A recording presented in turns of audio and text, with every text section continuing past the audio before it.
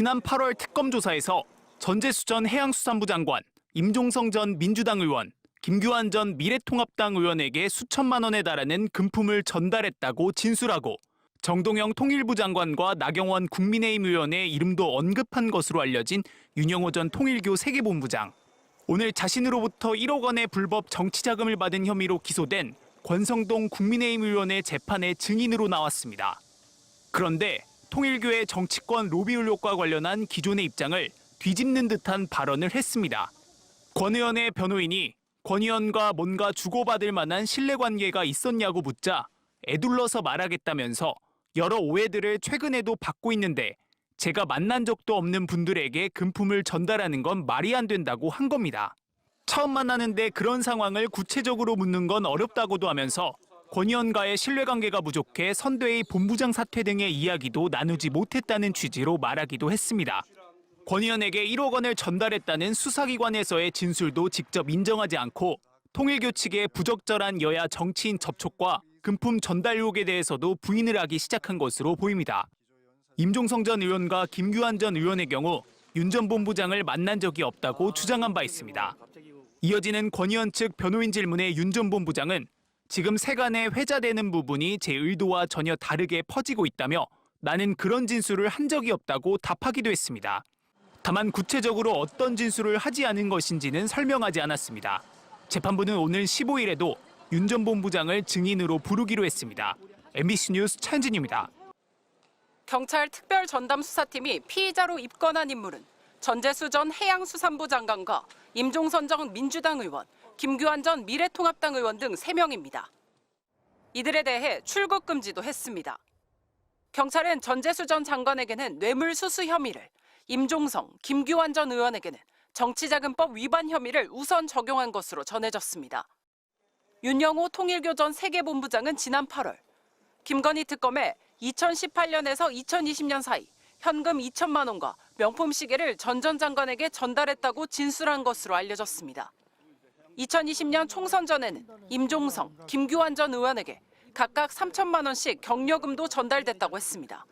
세 사람은 의혹을 강하게 부인하고 있습니다. 불법적인 그 어떠한 금품 수수 전혀 없었다, 단연코 없었다. 분명히 제가 말씀을 드리도록 하겠습니다. 임종성 전 의원은 통일교로부터 어떠한 경제적 제공도 받지 않았다고 했고 김규환 전 의원도 한 푼도 받은 게 없다며 윤 전 본부장에 대한 고소를 검토 중이라고 반발했습니다.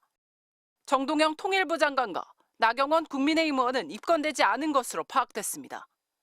윤 전 본부장이 이들 이름도 언급하기는 했지만 금품을 건넸다는 진술은 없었기 때문입니다.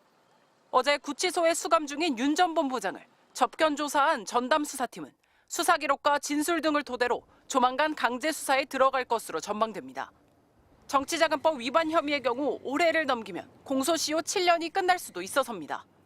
통일교 측은 유튜브와 신문 광고 등을 통해 정치 권력과 결탁해 이익을 얻으려는 계획을 가진 적이 없다며 금품 전달은 윤 전 본부장 개인의 일탈이라는 입장을 내놨습니다. MBC 뉴스 박솔립입니다. 20대 대선을 목전에 둔 2022년 2월 통일교 주최로 열린 한반도 평화 서밋.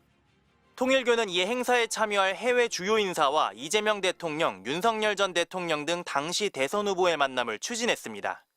1월 25일 윤영호 전 통일교 세계본부장은 당시 통일교 간부와 통화에서 40만 달러든 50만 달러든 우리가 후원한다 치고 정리하자며 그거를 처리해줘야 끈끈해지는 거고 보험을 드는 거라고 했습니다.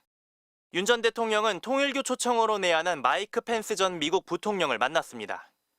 비핵화를 비롯한 우리 안보와 또 이런 한미 협력에 관한 그런 얘기들을 좀 다뤘습니다. 윤 전 본부장은 2월 통화에서는 몇 명이든 통일교에 신세를 지게끔 해야 한다며 정치권에 연주를 댄 이유를 설명했습니다. 국민의힘이 신세를 졌다고 생각하게 하기 위해 펜스와 윤 전 대통령을 연결한 것이라고도 했습니다. 윤 전 본부장은 연이은 통화에서 두 후보 캠프의 대화 통로도 지목했습니다. 민주당은 문재인 정부 청와대 인사들과 당시 이재명 후보 캠프에 있던 인사 실명을 언급하며 2개 라인으로 접근했다고 했고 국민의힘은 권성동 의원 등 친윤석열계 의원들 실명과 함께 3개 라인으로 접촉했다고 했습니다. 여야 양쪽에 줄을 대려던 통일교는 대선 한 달 전쯤 지지 후보를 확정한 것으로 보입니다. 2월 28일 윤 전 본부장은 3, 4주 전 한학자 총재가 Y로 하면 좋겠다고 했다고 말합니다. 이들은 통화 과정에서 윤 전 대통령을 Y로 불러왔습니다. 윤 전 본부장은 이 같은 결정을 한 총재가 3월 2일 집회에서 이야기할 거라며 우리가 캐스팅 보트를 할 수 있는 입장이 된 건 고무적이라고 자평했습니다. MBC 뉴스 공태현입니다.